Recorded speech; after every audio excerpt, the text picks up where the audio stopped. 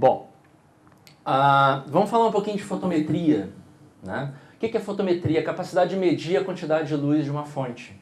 Então, quando eu falo da magnitude das íades, que é 0,5, estou falando o seguinte, eu estou dando uma medida do quão brilhante as íades são, né? Então, isso a gente chama de fotometria.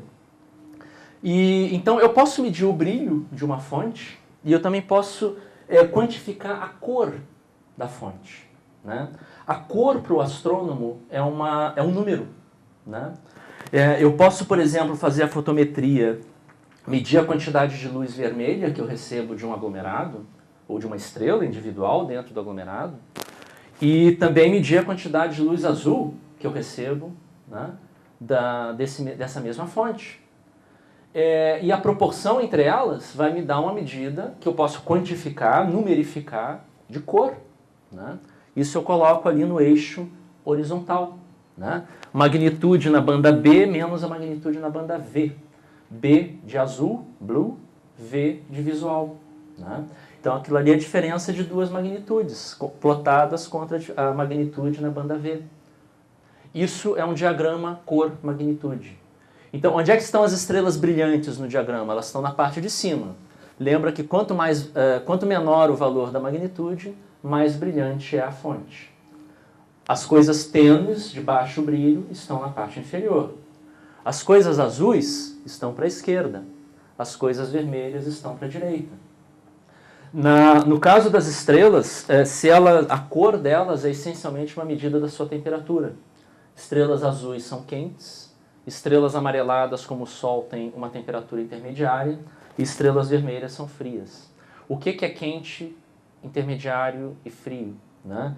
Quente significa da ordem de 20 mil, 50 mil graus. O Sol, que é uma estrela amarelada, intermediária, tem 6 mil graus de temperatura. E uma estrela fria, como uma estrela vermelha, tem da ordem de 3 mil graus, né? Isso é uma estrela fria. E isso determina a cor delas. Isso é um diagrama cor-magnitude. Agora, cada pontinho aí é uma estrela. Isso aqui não tem nada a ver com a distribuição delas espacial no aglomerado. Isso aqui é o brilho no eixo vertical contra a cor. Isso é uma ferramenta extremamente útil para o astrônomo. Graças a esse diagrama, a gente sabe um monte sobre evolução estelar. A gente sabe, por exemplo, que essa sequência aqui em diagonal, do canto inferior direito para o superior esquerdo, são as estrelas que é uma sequência em massa. As estrelas de mais baixa massa são vermelhas e tênues. As estrelas de maior massa são azuis e brilhantes, né? Isso é uma simulação, mas é típica de um aglomerado globular que eu mostrei para vocês. Ela caracteriza o aglomerado globular 47 Tucano. Mas é uma simulação com base no que a gente sabe sobre a evolução estelar. Se eu sobrepusesse as estrelas de verdade, a fotometria feita profissionalmente das estrelas de 47 Tucano, elas se distribuiriam bem como está delineado ali. Só que aí tem problemas de erros fotométricos, sequências de binárias não resolvidas, um monte de problemas que o astrônomo profissional tem que lidar e que tornam um pouquinho mais complicada a discussão. Agora já não é mais uma simulação. Isso é um diagrama cor-magnitude da nossa galáxia, de um campo grande, uma região grande do céu, estrelas que estão a diferentes distâncias, diferentes composições químicas, diferentes idades. A gente até identifica algumas regiões mais povoadas nesse diagrama, que são estrelas de diferentes componentes da nossa galáxia. A nossa galáxia tem um componente planar, o disco, tem um componente esferoidal, o halo, tem um componente intermediário, o disco espesso, e a gente vê essas nuvens, mas é complicado você analisar esse tipo de diagrama. É muito mais simples, né, você descrever um diagrama cor-magnitude de um aglomerado de estrelas, que é aquela sequência bem definida.